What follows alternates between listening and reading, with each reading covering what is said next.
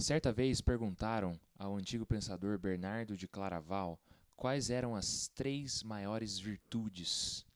E ele disse: em primeiro lugar, humildade. Em segundo lugar, humildade. E em terceiro e último lugar, humildade. Bem-vindo à nova série do canal Reino de Amigos, do orgulho à humildade. Esse não é um assunto muito popular. Não acredito que esteja nos trending topics ou nos vídeos mais assistidos do YouTube. Um vídeo assim, como ser uma pessoa humilde. Na verdade, pela própria ideia de humildade no mundo ser uma ideia de fraqueza, né, de pobreza, muitas pessoas, na verdade, buscam justamente o contrário.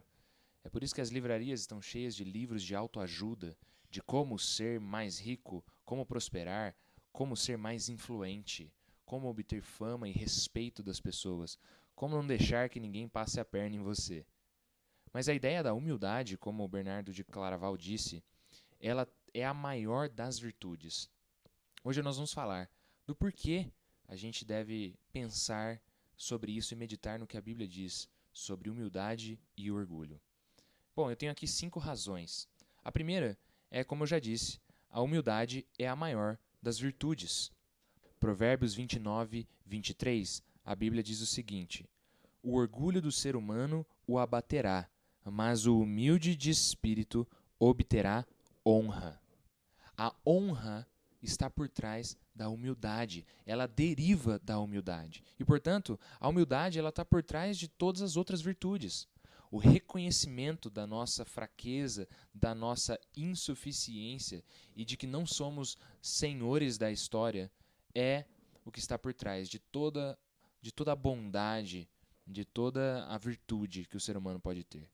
E a segunda razão pela qual devemos estudar esse assunto é justamente o oposto da ideia da humildade. É que o orgulho é, por si só, o pior dos vícios.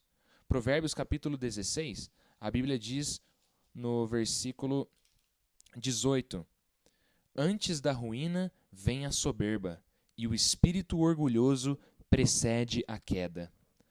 Outro grande pensador chamado Andrew Murray disse que o orgulho é a raiz de todo o pecado e todo o mal.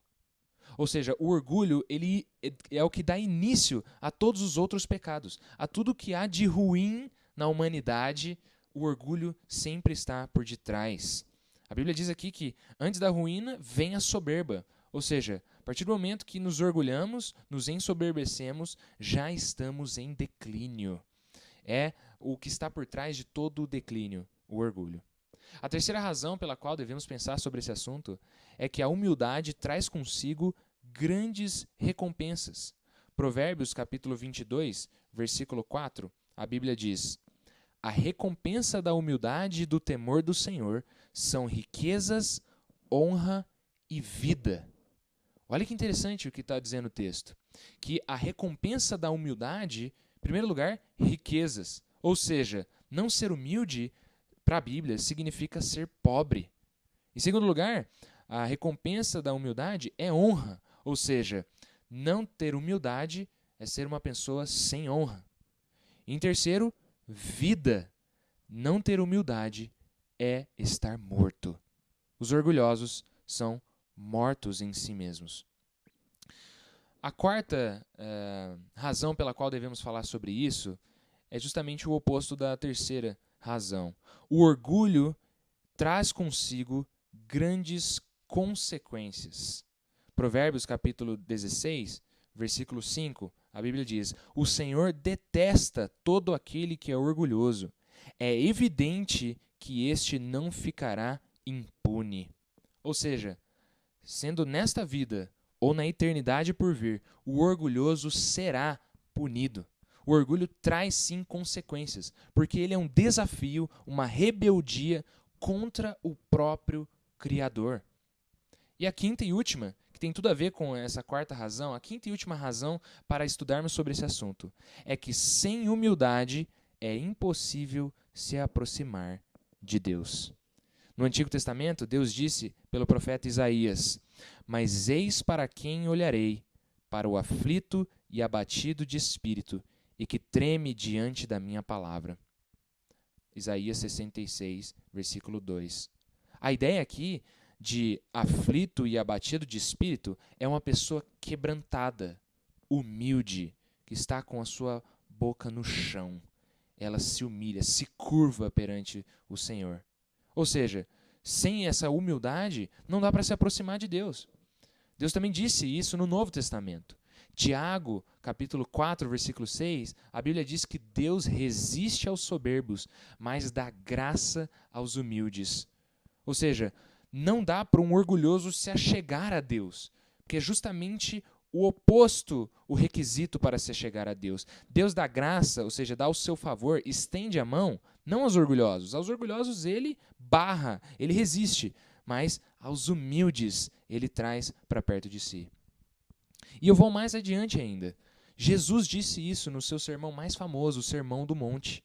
Em Mateus capítulo 5, versículo 3, inclusive temos vídeo sobre esse versículo no canal, diz que bem-aventurados são os pobres em espírito, porque deles é o reino dos céus. O requisito para entrar no reino dos céus é pobreza de espírito. E pobreza de espírito é um sinônimo para humildade. Então, sim, esse assunto talvez seja um dos mais importantes das nossas vidas. Como vencer o orgulho? Como adquirir humildade? Primeiro, nós precisamos entender o que é o orgulho. Na Bíblia, o orgulho tem dois sentidos. O primeiro é um sentido que a Bíblia dá de esticar o pescoço. É o sentido de altivez. A Bíblia dá alguns sinônimos, como vanglória, soberba, olhos altivos. Essa ideia é de olhar de cima para baixo, de menosprezar os outros, de inflar o ego. Mas a segunda ideia de orgulho na Bíblia é um pouco diferente. A Bíblia mostra algumas palavras usadas para orgulho como se fosse estar envolvido por fumaça. É como se o orgulho fosse uma espécie de cegueira. Ele cega a gente para ver os outros, ele cega a gente para ver a Deus e ele cega a gente de ver quem nós realmente somos, como se tivesse uma neblina sobre os nossos olhos. Em suma, o orgulhoso é aquele que é autocentrado. Ser orgulhoso é ser um adorador de si mesmo, é tirar Deus do seu lugar e colocar a si mesmo. A ideia dessa série eu tirei deste livro, o livro chamado Do Orgulho à Humildade, que é justamente o nome da nossa série, de Stuart Scott, um homem abençoado por Deus, que escreveu sobre esse assunto nesse livreto. E ele dá uma boa definição para orgulho, e eu vou ler ela em seguida. Ele diz: a mentalidade centrada no eu, este é o orgulho. A mentalidade de um senhor, em vez da mentalidade de um servo. É ter o foco voltado para o eu e para a sua satisfação. É uma busca de autorreconhecimento, autoexaltação e um desejo de controlar e usar todas as coisas em benefício de si mesmo. Aí você se pergunta, bom, mas será então que eu tenho orgulho? Ou quanto que eu tenho de orgulho? A pergunta não é essa. A pergunta é, aonde ele está?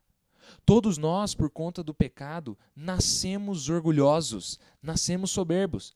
Basta tirar o doce da boca da criança. Basta pedir para ela dividir o brinquedo. Nós já somos orgulhosos por natureza.